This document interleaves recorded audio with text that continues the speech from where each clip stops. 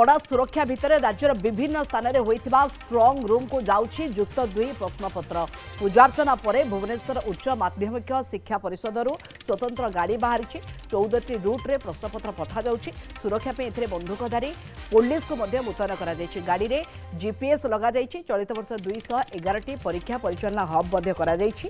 प्रश्नपत्र रहुतिबा स्ट्रंग रूम रे AI camera लगा जायछि। एठारे पुलिस एवं सुरक्षाकर्मी जगी रहिबे। 24 घंटिया एआई सीसीटीवी कैमेरार लाइव स्ट्रीमिंग करा जिवो। फेब्रुआरी 18 रु मार्च 28 तारिख पर्यंत ए परीक्षा अनुष्ठित हेबो।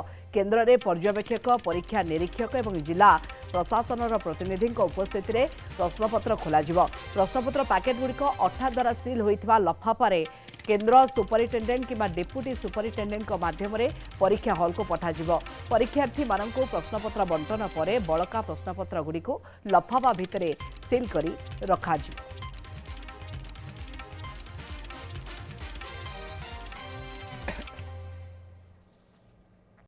आमर 27टी रूट्रे गाड़ी जावाई व्यवस्था होती।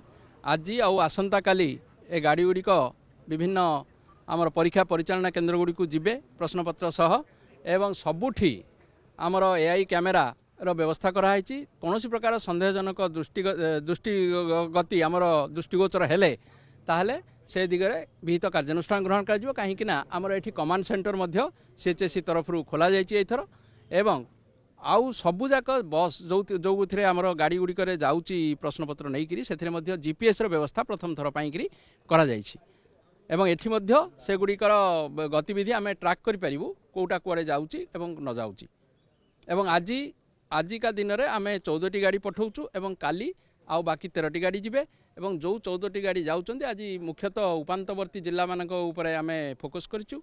रायगड़ा केन्द्रा कोरापुट नवरंगपुर कलाहांडी यही टाइप जिला मानक आम पठाऊँ। आज दूरवर्ती जिला प्रति हब्रे पुलिस व्यवस्था सह मु जोटा आगु कहूली आमर एआई कैमेरार व्यवस्था करा जाइछि एवं एठी मध्य कमांड सेंटर जरिया आम तांकर उपरे नजर रखिबू।